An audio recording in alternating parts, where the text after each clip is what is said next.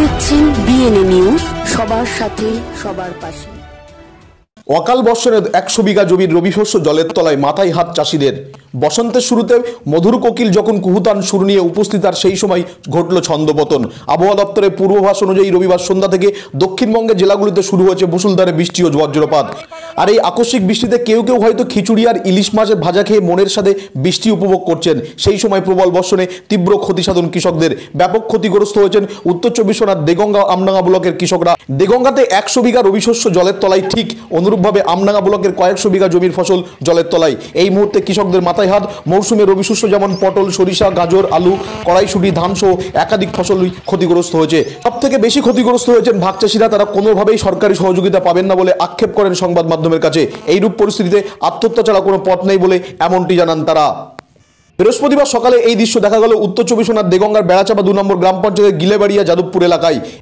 একই প্লটে 100 বিঘা জমির রবি শস্য জলের তলায়। হাঁটু জলের মধ্যে নেমে কেউ ফসল বাঁচানোর চেষ্টা করছেন, আবার কেউ কই মাছ হাতানোর মতো করে জমির আলু, পটল, পেঁয়াজ যতটা উদ্ধার করা যায় সেই প্রচেষ্টা চালিয়ে যাচ্ছেন।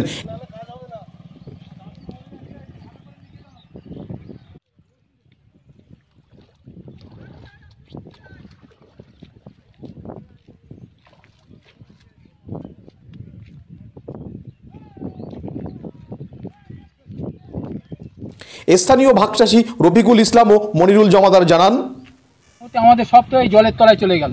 কতটা জমি আছে এখানে? এখানে 100 বিঘার মতো জমি জলের তলায়। কি কম না। কি চাষ হয়েছে? এই সর্ষে, আলু, পটল, কড়াইশুঁটি, কচু, মুসুরি, সরিষা, নানান রকম ইত্যাদি ইত্যাদি জিনিস। সব জলের তলায় গেছে। সব জলের তলায় চলে গেছে। মানে ধার করলে তো চাষ করেছিলেন, এখন কি ধার দেনা করে চাষ করা? সব লিজের জমি। আমার তো কাগজপত্র কিছু নেই, সব আমরা লিজ করে চাষ করি। মানে আপনাদের কাগজপত্র নেই, মানে ক্ষতিপূরণ পাবেন না? কি করে দেবে? আমাদের কাগজপত্র না হলে তো দেবে না। আমরা পরের জমি চাষ করছি।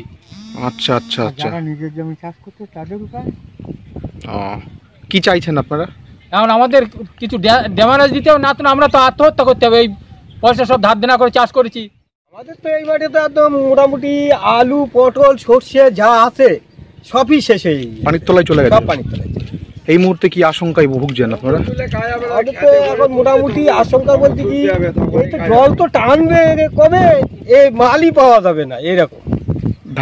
ধার করে তো চাষবাস করেছিল আমাদের তো সব এমনি তো সব এখান তো ওখান থেকে সব ধার ধর করে কেউ জন মজুরি খেটে এদিক সেদিক করে চাষ। এই টাকা কিভাবে পরিশোধ করবেন? তো ফসল পাবেন না ভালো।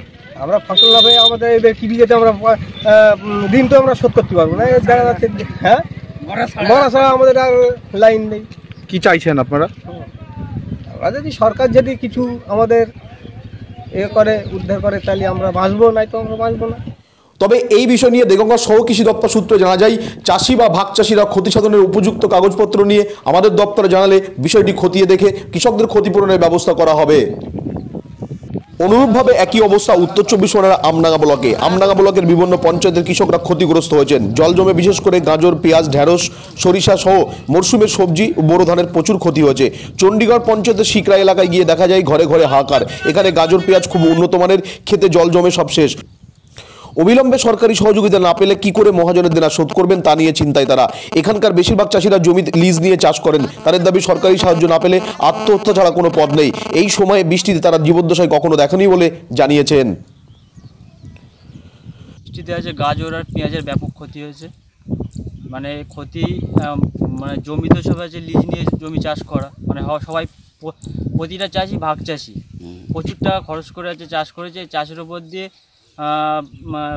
পরিবার আছে, সংসার চালায় প্রত্যেক পরিবার, এবং আছে বাড়ির মেয়ের বিয়ে দেওয়া থেকে শুরু করে, মানে যা অবস্থা হয়েছে এতে আছে মানে কোনো বাঁচার লাইন নেই। মানে ব্যাপক ক্ষতি হয়েছে। আবেদন জানিয়েছো তোমরা? না, আমরা আবেদন এখনও জানাতে পারিনি, সেরকম কোনো এখনও আমরা কিছু পাইনি। মানে আপনাদের মাধ্যমে যদি আমাদের হচ্ছে আবেদনটা যদি ছড়িয়ে যায় তাই খুবই ভালো হয়।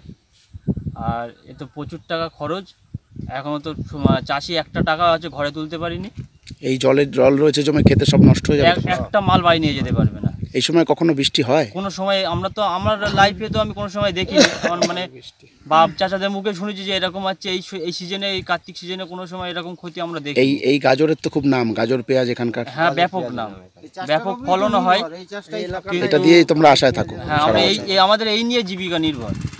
শেখ মুক্ত Abhirup Chakraborty report, BNA news, উত্তর 24 পরগনা।